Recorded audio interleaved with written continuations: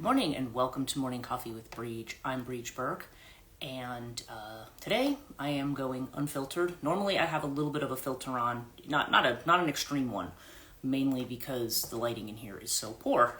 In spite of the fact that there's a lot of light, the lighting is poor. It's poor for a live stream. Good morning, Alex. So I decided today, I don't know, for whatever reason, good morning, Melissa. Good morning, Sam. Everybody's joining in. Today has been, I'm going unfiltered today is what I was saying. Normally I'll use like a little bit of a filter just to brighten things up in here. But, so I'm like, okay. Because sometimes the light, it's like, I look at myself in one mirror and I look one way, and then another mirror, I'm like, I'll look at myself in this and I'm like, why do I look really like even more pale than I think I actually look? So anyway, I'm going unfiltered today is the moral of the story there. And it is going to be another hot day. I usually wake up around 3-ish, like in that ballpark. And if I get up to go back there to use the loo, I will often go over here to the windows and open the window and stick my hand out just to see how hot it is. And waking up at 3 this morning and I'm sticking it into I could feel the humidity. I mean, it wasn't hot, but I could feel the humidity. And I was like, we'll shut the window and we'll leave the air on for a bit. So anyway, not my favorite time of year, especially given the phase of life I'm in and the fact that I run hot and cold. I'm wearing a sweater right now, but if I take the sweater off, it's like I take it on and off like repeatedly to the point of almost annoyance, like all day, because it just gets. I will just suddenly get hot for no reason, get hot flashes for no reason, and then so when people tell me, they're like, "Oh, come on, don't you like this hot weather?" I'm like, I make my own. I'm my own weather system, so so I would really prefer not to have to. That's why I like it, be nice and cool out, because then it just kind of gives me, I don't know. I would just like it. That's one of the reasons I love Britain, actually, is because the weather there. I mean, yes, there are hot days, and if they do have hot days, air conditioning is not like a normal thing, so that can be challenging. But strictly speaking, the weather there probably 85 to 90% of the time is absolutely perfect in terms of temperature. So, at least for me. So, anyway. And then I go to England and everyone's like, "What, are you crazy? I'm going to the islands." So, take your pick. But, anyway, enough weather talk. I hope everybody's doing well today. I was trying to think about this morning when I woke up, what I was going to talk about today. After I did my morning Rouhani. Oh, that's right. There is something I wanted to say about the Rouhani. I've just worked with Corinna up in Milford, so I'm going to probably put a little reel together today, just a little ad, just showing where I'm going to be working. Because it looks right now it looks like we're trying to shoot for Wednesdays and Fridays, just certain hours when she's open, where I will make myself available for appointments for Rouhani. I have to go in and talk to her about whether or not this is going to be something where I actually sit in the store and wait for appointments, or whether this is going to be something where it's just I will go in if I'm booked. So I put the photo up. She put the photo up on her site, and I'm like, the photo where I took it is actually in a very dark place. And then I looked at everybody else's photos that she put up, and I'm like, everybody else is like outside. So I'm like, yeah, maybe I need a different photo, because it's like you see all these people out in the light, and then you see me. And I look kind of dark. So, I mean, that's sort of in keeping, I guess, with the theme of Ketonia and other stuff I do. But for there, I was thinking, maybe we need something a little brighter. So, anyway, I'm going to have to fix that. But that is news. So, people who are in New Jersey who prefer in-person Rouhani, I'm going to be seeing what kind of in-person options I can offer for the time being. As always, my ultimate goal, so to speak, is to do everything remotely, because obviously the goal is to move to Europe and then be able to kind of take my online business with me. But we'll see how it goes. In-person Rouhani does cost a little more too, mainly because there's overhead. I have to pay the there's usually a split in terms of what the shop owner gets and then what I get. So I can't charge the rate that I would charge online, because being online, there's really virtually no overhead other than what I pay for Zoom. So that I can do a lot cheaper. But when I'm doing it, and also the in-person experience is a little bit different, as people know, when it comes to either any kind of energy healing. The in-person experience is different from the from the one that you do remotely. I mean, both work equally well. It's not that one is superior to another. It's just that some people, like I have certain clients who just, even though they know I have remote offerings, they're just like, no, I have to do it in person. I was like, okay. Some people, that's just what they like. So I do want to make that available. So that's one thing that's new this week. Okay, so the topic that my end of my announcements, I think. The thing that came up this week for me when I was actually, what I do is sometimes when I'm not sure what I want to talk about, because I don't want to talk about the same stuff over and over again, right? I mean, we've all talked about certain themes, and sometimes when I ask my guides, sometimes I feel like they're asking me to say some of the same stuff over and over again, and I'm like, they heard this yesterday, I don't need to hear it again today. So I'm sort of trying to work that out, but when I pulled, so what I do is sometimes I'll just pull a card, and this time the same card flipped out 3 times, so I was like, all right, let's look at this, and let's look at it from a more, I actually took out the book for the Osho Zen, because as I've mentioned, the meanings in that deck are a little bit different. They're the same, but they're different. You know what I mean? They have a different inflection that's more psychological, maybe a little more Zen Buddhist in terms of the way that they're conceived, or what they're meant to, the way that they interpret the tarot. And the card that continually came up for me, and of course it looks like I probably shuffled it back into the deck. Let me see if I can find it again really quick. Basically, it is the 8 of Wands. Okay, it's the card of traveling. And yeah, there it is. Okay, this one. Okay, now we've seen this one before. This is not new. We've had this card certainly in readings that I've done in the past week even. I think maybe even yesterday, traveling came up. And generally the 8 of Wands, okay, so what do we know about the energy of that card? The energy of it has to do with things that move very, very fast. This is wand energy, it's fire, and by the time you're getting to the 8s, you're getting to very, very fast movement. Now for comparison, it's between the 7 and the 9. So the 7 is a card of standing your ground with something. It's where it's a person kind of standing there with their wand, with their staff, stave, whatever term they use. And there's usually kind of like people either at the bottom of the hill or someone in front of them with their own stave. So it's almost like they're there in a posture of defensiveness, okay? And 7s are that point of either reevaluation. Either you're going to reevaluate and take a new path, you're going to look at what your situation is and decide whether or not you're going to be patient. We may all be looking at information or things that are coming in from unexpected sources or things that we don't understand. Or with the 7 of Wands, what we're doing is 7 of Cups can indicate we have too many options and maybe we're being a little too hazy and not grounded enough about them. But the 7 of Wands is about saying, okay, there may be people or there may be outside forces, whether they are directly confronting us or not, where we feel like we need to stand our ground. Again, people may not come up and say anything to you that is oppositional, but you may feel like there's an opposition. Okay, so when we move to the 8 is moving past that. The 8s are, they're like I said, you're moving towards the culmination of something.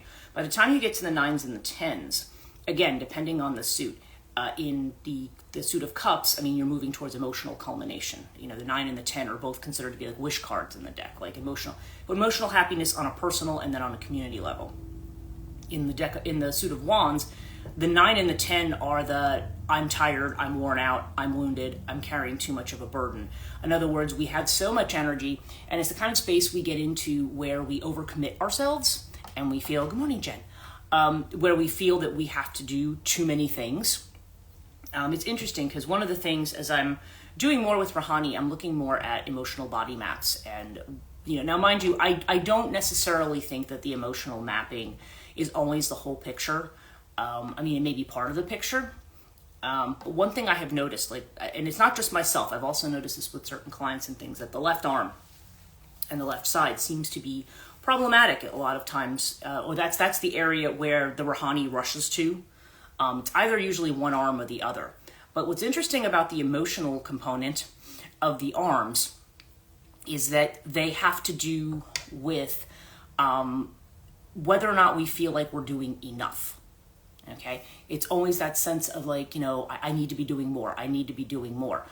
So if that's where we get into the people pleasing kind of thing, or getting into the or the way in which our knee-jerk reaction is in a situation to just rush in and do something. It's like, oh, I have to, I'm nervous about this thing, so I'm going to rush in and I'm going to try to do something to fix it, or to make myself feel like I fixed it, even if I haven't fixed it. I mean, we kind of rush around and we start doing things just to make it feel like we're not, it's kind of like the don't just sit there, do something kind of energy. Like I have to get out there and do something. So the traveling card is definitely about movement, but as I've often indicated in this particular deck, it has more to do with the way in which we, in other words, moving but not having to plan. Now, when I do human design charts for people, I've talked about this before, about the different human design types. And most people, I think they said 85% of people are generators, or what they call manifesting generators. They're very similar. The manifesting part of it adds a little bit of, it can add a little bit of component in terms of the strategy. Usually a manifesting generator is someone with the sacral is their authority.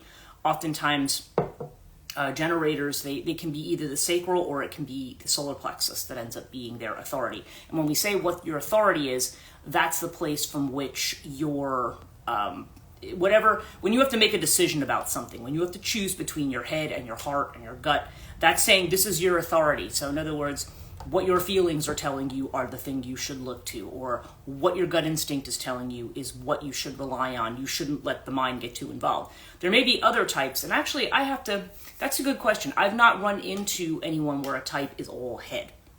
Because if I think about the other types, projectors and reflectors, and manifestors, though. Manifestors are more, they might be the one type. I've met a couple of manifestors in my time, and they're interesting people. But they're a very rare type. And I don't know, there's just an energy to them. The way it was explained to me by my human design teacher was that if you think about this in terms of ancient, maybe not even ancient, but like medieval kind of roles for people, okay? The person who was either the king or the feudal landowner or whatever would have been the manifester. The worker bees would have been the generators. So the person who has that kind of regal, aristocratic, the world stops for me is very much a manifester kind of a trait. And so it's interesting. So the manifestors who I have worked with, and I think I can maybe two. It's funny because they've proven to have that kind of way about them. I don't know. Well, I'm not going to say too much else about that. But in any case, when we're generators, we're constantly looking to keep busy. What can I do in the situation? What can I do? We're always trying to work. Okay, but the strategy that they tell you to use in order to get through life successfully in line with your design type, because that's the whole point of human design, is the idea of, okay, here's your design. Here's how the astrology, the I Ching, the Kabbalah, how everything, all these pieces fit into this system, and to show you where you tend to get stuck, and what personality traits you exhibit, what your strengths are, what your natural weaknesses might be. And to work with those instead of fighting to change those. That's what human design is about. It's about saying, no, the idea is you work with the system that you have, not against it. And really, for both projectors and generators, and also manifesting generators, the strategies are really around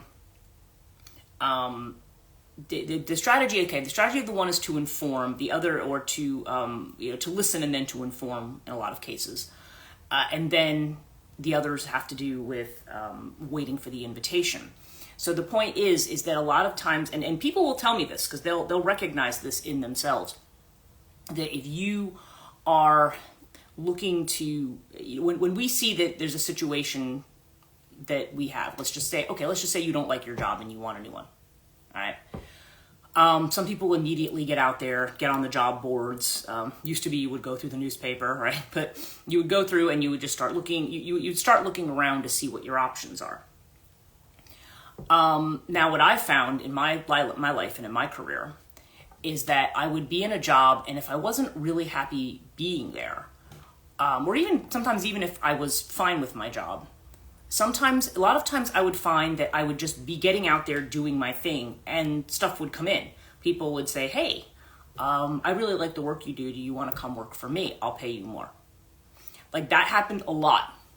That was something that happened to me a lot because once I started doing the kind of work that I did, and the work that I did, by the way, was the kind of work that was really behind the scenes kind of work, but I've always had this teacher mode, so I would always be out there teaching it, and people are like, wow, and also when I did do work, I mean, I'm very organized about how I do my work, so I got a lot that, people who were leaving like huge backlogs of things, I could get it done in a really short period of time, and so people are like, oh, come work for me.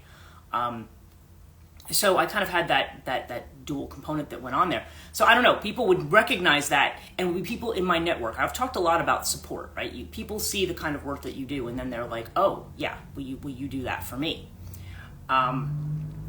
So we see a lot of this that happens in terms of waiting for an opportunity. And other people have said to me, yeah, a lot of times it's not pounding the pavement and sending out 80 job applications. It's the friend that you know who's like, oh yeah, I know somebody who's looking for something. You'd be perfect. That's just one example. But a lot of times it's a matter of waiting for the opportunity rather than jumping into the fray. So let me read you a little bit about the traveling card. This is where we've all started with all this. So there's a couple of different things. Now in the book that I have for the Osho Zen Tarot, I know there's some people who actually have the book and not the deck, which I think is interesting. Probably they separated them. But you have the right up here, and then you have the card and its meaning over here. So just so you know what I'm reading from. So I'm going to go from right to left, actually. So it says, life is a continuity, always and always.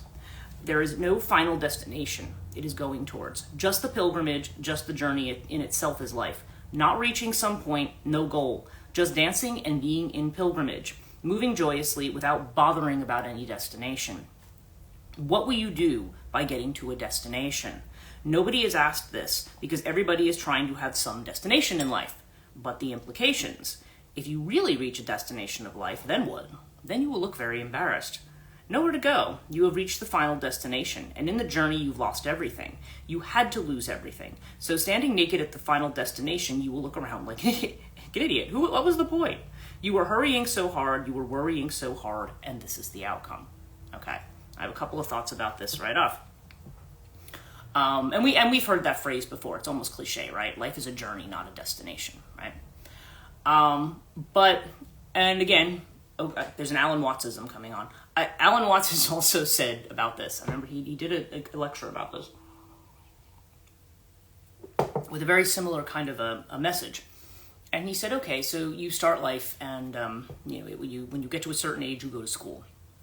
You go to school, and you're there. You go through high school. Like I said, we're talking the American system here. You and your K through 12 thing. You graduate. You get your high school diploma, and now you're on to college, university, whatever. You go on. You do your 4 years there. Then you might think, oh, I'm going to do graduate work, or oh, I'm going to do this, or oh, I'm going to do that. And so then we move on to the next thing. And then it's like, oh, well, by this age, maybe I should be married and have a family. And oh, maybe I should be doing that. So we kind of move from milestone to milestone to milestone. And once we've reached a milestone, like, the graduation day, you're standing there, I have all the photos that I've posted, when I got my doctorate, which is like, okay, now what do you do after you have the doctorate? Like, right, get another doctorate? I mean, it's just, when you're into education and that kind of stuff, you're just like, okay, you have one, you trade one silly hat for another. And so you do this and you get up to this point, and then the question becomes, okay, well, now what? And in a way, it almost goes back to I've mentioned this before, when I was taking my class on Carl Jung, when I was in graduate school, the second time. It was my master's in religion and psych. I was taking it with Dr. Corrington, and there was a minister in the class with me, minister in training, who said that he had been, I forget what Dr. Corrington's main subject was, probably something around this, but the guy said, I remember, I was down south, and it was on a Sunday, and I had to drive somewhere, and I was listening to one of the preachers on the radio, okay? And he said this preacher went on for over an hour about the moment that he was saved. All he talked about was the moment that he was saved. And he says, and all I could think by the time, okay, so you mentioned that. That's fine. That's great. But that's all he talked about. And it was like hours and hours of just the moment he was saved. He says, and all I could think was, so what have you done since the moment that you were saved? Like, okay, so it was a moment. We all have moments. We all have those great moments. I talked about epiphanies and aha moments, right? We have those moments. But they're moments. And they're moments that we might cherish. But they're moments we don't want to get stuck in. Okay? You don't want to be stuck in that place. It's a moment. It's why with the guru will say to you, you have some great experience. And she says, so what? Move on, forget about it. Not because your experience isn't important or enlightening, maybe even transformative. And maybe we do take a little bit of time out to kind of stop and think and absorb the experience we've just had. And it may change our point of view, and it may change the way we do things going forward. But that's not the moment that we want to live in. It's a moment. And now we're going to be in a new moment. So that's the thing. I think a lot of times we don't like to look at past trauma, but we also don't necessarily, when we talk about letting go of the past, we also don't necessarily like to let go of those moments. Like, acknowledge them for what they are, feel the happiness in the moment of what they are. And then it's like, okay, now, but the next thing, it's just another step in the journey. It's not, we always tend to think of things in terms of a destination. Now, at the beginning of my academic book, Death and the Maiden, I have literally, like in the first 2 paragraphs of the introduction, I have a discussion of the word perficere, okay, which is a Latin word meaning, that's the root of the word perfect. And I talk about it was St. Paul, I want to say if it was in Romans, where I'm talking about how you need to like perfect yourself, like perfect your image through Christ or something like that, or that we seek the kind of perfection that Christ has, right? And I'm like, well, what's the point of that? Because perficere means literally to end. It's the end of the journey. So for something to be perfect, I said, for you to be perfect, you have to be dead. I mean, I say this over and over again. I mean, that's the only time at which you are. I think of Sylvia Plath's poem, Edge, where the first line is, the woman is perfected. And she's talking about a dead woman. The woman is perfected. It's that moment of, it's like you don't want to, point being, you don't want to strive for perfection. I mean, yes, we're always doing things. If we have a craft, if there's something we're good at, we're always trying to, we're doing a good thing and then trying to do it better. We're always in that kind of space. But a lot of times we just forget to be in the space that we're in because we're like, oh yeah, well, there's this today, but then tomorrow there's this. We're always kind of in this mode of time, and time is moving. We are moving, but we're always moving with an eye towards the end. And back to what Alan Watts was saying, he said, yeah, so what, you get into your 40s and let's just say you've made it, you've done it, you've done all the things, you've gotten all the degrees, you've gotten the big promotions, now what? Now what? It's just kind of, and you look back and you realize you've spent so much time dedicated to reaching the next milestone, or as he says, getting the next goodie. He says, he says, even people who want spiritual goodies, he says, it's the same thing we wanted when we wanted candy bars as a kid. It's something that we're always trying to get to, something that we always want to get. And rather than kind of seeing what it is we have, like where we are, why are we kind of continually striving for the next thing? But that's the way we are, because we're very time focused. We're very time focused and we're very causality focused. We're focused on the idea that every cause has an effect. Every action I take has to have a result. It all has to be moving towards a particular end. Everything I do has to be productive. If I do 10 things today, it has to be something towards producing something. It has to be something towards increasing my bank account. It has to be something towards it's and the thing is, and then think about, and I've talked about this before, when you don't do that, when you just say, no, I'm just going to take a day to screw around. Maybe I'm just going to take a walk. Maybe I'm just going to go look at the flowers or the trees. Maybe I'm just going to have a wander. Serendipity. I've talked about serendipity, right? And that's the whole idea. You're having a wander. Then we think that somehow we're being shiftless or being lazy and we're not organized and you should be moving towards a goal. And look, it's understood that, there's the adulting thing in life, okay? That there's things that we have to do. But oftentimes we're very rigid about how we have to, deal with our responsibilities, because we immediately overwhelm ourselves. Like I said, I was talking about the 8 energy, the 9 and the 10 energy. I have to do it all, and I have to do it all now. I have to, everything I need to achieve right this second. And if I'm not achieving it, then every second of my day has to be towards achieving that thing. Okay? So let me read the other side of this. So on the card itself, it says, the tiny figure moving on the path through this beautiful landscape is not concerned about the goal. He or she knows that the journey is the goal. The pilgrimage itself is the sacred place. Each step on the path is important in itself. When this card appears in a reading, it indicates a time of movement and change. It may be a physical movement from one place to the next, or an inner movement from one way of being to another. Whatever the case, this card promises that the going will be easy and will bring a sense of adventure, they're back to that word, and growth. There's no need to struggle or plan too much. The traveling card also reminds us to accept and embrace the new, just as when we travel to another country with a different culture and environment than the one we are accustomed to. This attitude of openness and acceptance invites new friends and new experiences into our lives. Yeah, now that's interesting too, because that reminds me of what Robert Anton Wilson used to say when he would talk about there was 2 types of people. And I'm always paraphrasing, but it's just basically the idea that there are people who embrace change and there are people who fear it. And so traveling is interesting because it's not only about movement and how fast we move. First of all, there's no planning involved. And that's another thing my guru will always say. She says, if you want to make God laugh, tell him your plans. Our plans get messed up all the time. And if we're very rigidly planned, which if you're an earth sign, you tend to be, and we have to stick to the plan. We've got the project managers kind of in our, we gotta, but even a successful project manager has to know how to adjust the timeline when things don't fit in exactly with the deadline, or something goes awry and something that you expected to have done by this period of time takes longer, right? How do you adjust? How do you regroup? How do you recalibrate? How do you readjust? And that's the thing, because life isn't predictable. We order our lives on the premise that everything is predictable, that there's a plan, right? That God has a plan for each one of us. Now, again, we may have something that we may be doing some kind of important work. Okay, no doubt about that. But the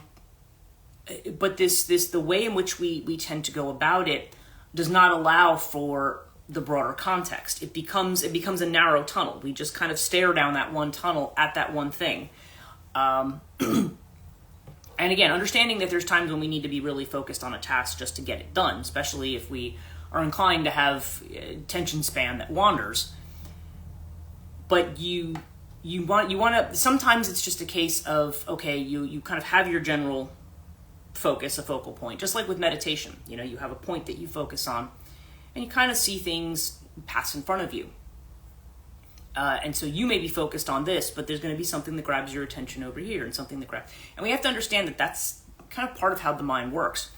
So we detach from that to some degree. But then there's the idea of like allowing something to happen. We trying to allow something to happen, but also the idea that by allowing things to happen, we have new experiences. If you are the type of person who fears new experiences, I only want to deal with the familiar. I don't want to go to a new country. I don't want to learn a new language. I don't want to meet new people. I only want people like me. Okay?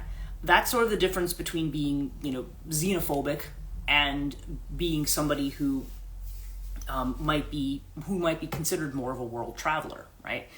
It's a difference in attitude, and yeah, we sometimes and again, we've talked about how when you're at the beginning place, you're uncomfortable in the space that you are, but that's why it's saying make it into an adventure, not into a moment of fear and withdrawal because this place, it doesn't look like the place you were in before. The question is, okay, how do I can hide in my room and pull the covers over my head, or I can get out and I can explore the new world and see what's in it. And I think people who tend to be afraid are afraid that what's in that new world is going to be something bad.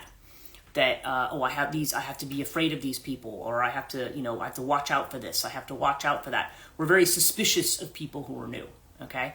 That's the tribalism that's kind of built into us. There's our tribe, and then we're kind of suspicious of everybody else, right? But again, as you are more global, and of course you have to remember, we live in a world now where we have the internet. I mean, hey, I'm talking to you right now. I mean, and I'm talking to you from my house. If I was back in the 70s or the 80s, if anybody had told me that I would be doing this, people had their science fiction-y kind of things, but the idea that you could, get on camera and talk to anybody, and, technically anywhere. I could be talking to somebody in China. I could be talking to somebody, somebody who's very, very far away. And, we've got time zone differences and stuff, but I've worked with people in Australia. It's not... You're not limited now. And when you're in a space that is more global in that sense, there's all kinds of issues. And a lot of the issues we have are with people who are scared of that openness, scared of having that much of a horizon. If we think about the way some of our parents are, now again, I'm not saying this is everybody's parents, but myself, and I know... I have a friend who I used to work with years ago at one of the libraries up in Sakasana, and she said her and her husband love to travel. They're on cruises all the time. They like to go do all this stuff.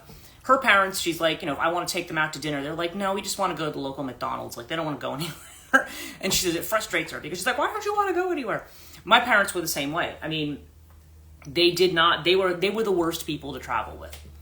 And my mom still, my sister took her out to California to go see her great-granddaughter. And I don't know if she's ever going to get out to see the second one, who was born the day before my birthday, actually. But I don't know if she's going to get out there. And now, of course, she has a lot of physical issues that make traveling difficult for her. But even when she didn't have them, she was the absolute worst when it came to traveling. I would literally, if we had to go out someplace for a wedding together, I would book her seat and my father's seat like away from mine, which I know sounds horrible, but I just literally could not take the stress of being around the two of them. I'm like, let's get a seat of them. Like, let's put the family together so nobody else has to share that space with them while they're freaking out. Because there wasn't anything you could do. They just were not. They were not seasoned travelers. They did not know. Every step of the way going through an airport was like, why is this like this? And why is this like this? And why can't I do this? And why can't I do that? And you're just like, oh my God. Yes, there's a lot of things about airports that are annoying. I believe me, I totally get it. But you just walk in and you're like, okay, yep, I'm going to have to go through here. I have to go through this. I have to go through security. I'm going to get, prepare myself, take the laptop out, do this, take your shoes, all that stuff. All the things that you have to do, you just kind of set yourself up. And then afterwards, I'm like, okay, I'm gonna find a bar and get a glass of wine, because by the time I've gotten through all of the, usually on an international flight, before I've gotten through all the nonsense, I'm like, okay, I just want to relax a little bit, enjoy, maybe talk to some people, and then get on my flight and go.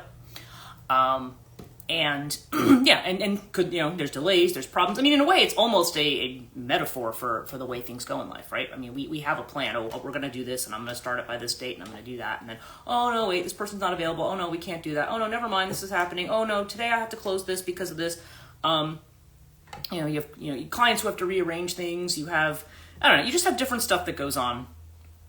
And as we're trying to do those different things, and then that's where our frustration comes in. Because it didn't go the way that we planned it. Darn it. It didn't go the way we planned it. And really, it's just like, well, that's the idea. How do you flow with it? How do you just be on the journey, whatever the journey turns out to be? That was the definition that was given, actually, of the word faith. Faith is not that something, people always think of faith of like, I believe in God, and even though I don't have proof, I have faith.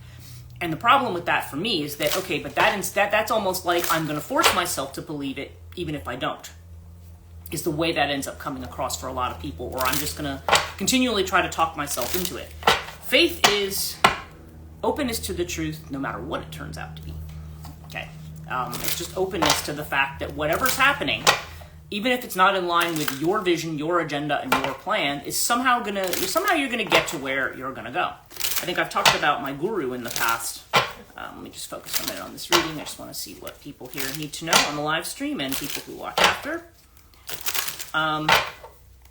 When we would go to the programs, and yeah, we had our jobs that we had to do. And you had to have a certain amount of organization because this was a big event. And nothing ever went the way it was supposed to. It was like enough to make you tear your hair out. But that was kind of the point. You know, it was almost like in her own energetic way, the guru kind of makes everything. Because then in the end, everything works exactly the way it's supposed to, just not the way you thought it was going to go. And yeah, when we're planned and when we want to be, it is our job to oversee something and to be in control of it. We want things to go well. But, you can't, there's a lot of factors you can't control. Particularly you can't control other people. You know, if you start something and you think the people who are all going to come in are all going to be friendly and nice and everyone's going to, you have somebody comes in who's a total jerk, and it's just like, okay, well, how do you roll with that? You know, how do you roll with that without it, frustrating you and making you angry at the next person? And, how do you roll with that? How do you roll with the fact that some of the actors in this drama are people who are not acting very nice? Overall, okay, for our reading, yeah, harmony, 10 of Cups. Remember I was just talking about the 10s? 10 of Cups. This is the card of harmony. So this is about, this is a good place to start, this place of saying, yeah, I'm in harmony with myself. I'm in harmony with my community. I'm in harmony with the people around me. I'm emotionally satisfied in the space that I'm in. So that's the center theme of the reading here, is how we can be in harmony with the world around us. And the inner feeling of which we are unaware, again, we have our Six of Wands energy again, success. But like I was saying before, this is success that has to do with milestones. We are in a moment, we feel in harmony because we are in a moment where maybe we have achieved or accomplished something that we wanted to. Okay, there's this moment of victory. But it reminds you that it's a moment. Things cycle. So we have the moment of victory. Maybe we won't have the same victory tomorrow, but that's okay. It's a cycle. If you're in harmony with the cycle, things ebb and flow. Tides ebb and flow, right? There's high tide, there's low tide. Things ebb and flow. Okay, so you may be at a moment where you are riding the tiger, where you're having a high, or at least internally, perhaps you're feeling like, yeah, I'm good. I've achieved something. I have that confidence. And externally, yeah, you're maybe aware of this Queen of Pentacles energy or Queen of Rainbows energy, flowering. Okay, this is the idea that you are coming into your own. So really, the first three across, harmony, success, and flowering, is great because it suggests, yes, you're coming into a space where you are coming into your own, where people are able to see you, we're able to see your gifts, where you can feel proud of the things you have accomplished.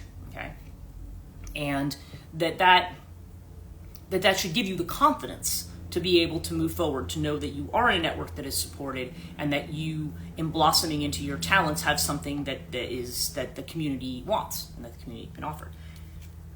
So our advice card is, basically, okay, we have control, right? I just talked about control, King of Clouds. So what do we mean when we say control? Okay, in light of the rest of the cards around it.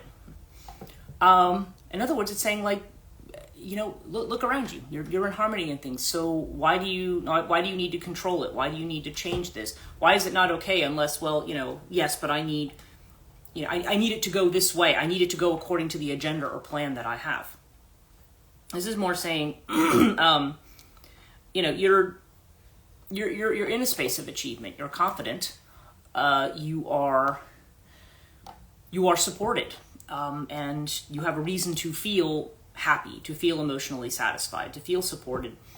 But a lot of times, if there's certain elements, or maybe people aren't acting in certain ways, or things aren't happening fast enough, then we get into this mode of control. So it's saying drop the mode of control. If you drop the mode of control, you'll find the harmony of the system, right? And the ultimate outcome is the Knight of Pentacles, okay, or Knight of Rainbows. Slowing down. You got the turtle here. Slowing down. So that's a pretty clear message here. It's kind of like, just enjoy the harmony of where you are. Enjoy the victory that you have in this moment. and enjoy watching your own talents open up and blossom, or your own gifts, or your own things that you have to offer, whatever that is. It doesn't have to be a particular thing. Like, it doesn't have to be something artistic, for example.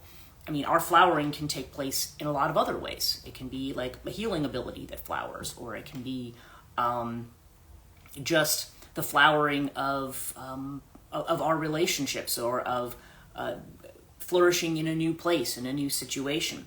We're flowering. We've planted the seeds and we're growing into the space that we're getting to.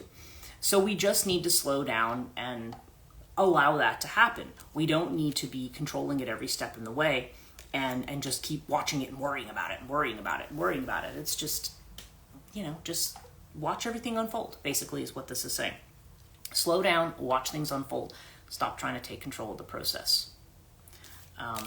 So let me just pull. I wanted to have my, we're talking about being between the worlds. I got my Between Worlds cards. So when you're between spaces, between the old and the new, I don't use these cards enough, so. Got this lovely blossoming of poison ivy, the blisters and everything, right on the back of my leg, which is, although, frankly, that's better than my hands. Because my hands, I would just stare at it all the time. This way I can't really look at it. So yeah, it's joyful. Oh, okay, so we got two cards. We've got Curiosity and we've got Growing Pains. Okay, these are our two cards. These are our bird cards for the day. And Curiosity, let's see what he says about this. Okay. A colorful fledgling perches at the edge of a great expanse with a glimmer in its eye. What's to come in this world? What's new to experience? The journey may be full of obstacles, and the first flight is always awash with nerves. Okay. Stay curious and open. The imagination is a gateway to liberation, and now it's time to explore what's possible. And we have it with Growing Pains, which is, let's see which one. There we go. Some breakthroughs have us walking through fire first. Their work burns. The work hurts. Can you still listen to that which is soft and asking for an extra hand? Can you hold off on comparing your journey to that of others? When the bones ache, a massage can help. Okay, so interesting. Just what we're talking about. Curiosity, being open, right? But also the growing pains. The fact that if we have been, burned, or even the beginning of our journey, we feel like we've been burned or shaken up, we may be reluctant to move forward in that space. We may feel reluctant to, we may be looking at things with that defensiveness, right? With that, that hard determination, because there may be some aspect of this where we feel that we either have to defend where we are, or we have to work harder at something, because something's not going the way that we think it should go. But again, there's that reminder, stay open, stay curious. Oh, Jenny said she lost me. Okay, might be your phone, Jen. I think I'm still here. I think everybody else is still here. Oh, maybe you're back on. Maybe you lost me and you're back on. So, well, I'll have the recording available afterwards. And in fact, actually, that does remind me that we're pretty much at the end. But yeah, so interesting that we get Curiosity and Growing Pains. So that I think that mirrors the reading, really, because we're kind of in this space of adventure, of learning something new, of being in harmony with our environment, trying to be in harmony with our feelings, but that we may still be trying to control things. We still may have that on the agenda. And to, see what our, and then we may just need to slow down and just take it one step at a time, and just try to enjoy being where we are and trusting that we're going to get to where we need to. And in the meantime, explore everything you're curious about. You don't have to do it with an eye towards, well, these are the 5 steps I must take to do something. You do it with an eye towards towards figuring out, towards just Sorry, I'm just sort of distracted because I'm seeing there was some other messages here, and I think she said she was that was frozen or was lost. I don't know if that's true for everybody, but in any case, I mean, mine's not frozen on this end. I don't feel like I'm not seeing poor connection or anything like that. So hopefully, it sucks that it's happening on your machine. Hopefully, it's not happening for everybody else. So anyway, but yeah, growing pains. And just the idea that when we're in that new space, there is going to be a fear, but it's kind of saying approach it more with curiosity. All good here, you're saying. Okay, good. So yeah, it doesn't seem to be a general thing. So understand that, there's always going to be a certain amount, even though it talks about the ease of traveling, we're not really conditioned to do things that way. So we always tend to feel like we need to be doing more. So these are the growing pains of actually just learning to turn things into an adventure. And we feel that maybe the outer world doesn't support that. But we are moving into a different space. So there's a lot here about kind of being courageous, just slowing down and seeing where things go. So anyway, I will end on this note. Thank you guys so much. I'm glad that you could join me again today. I hope that this was helpful. I hope that the topic was interesting or that it resonated. And I will be here tomorrow morning. And like I said, I'll have more information about working in Milford. Oh, you're welcome. About what I'm going to be doing in person in Milford. I know I'm already on the schedule, so there's just a few details to clean up with Karenna, but that will be happening. So, you're welcome. You're welcome. And I'm always glad to have you guys. Always glad to see you every morning, or most mornings. And so have a great day, and I'll catch up with y'all soon. Take care.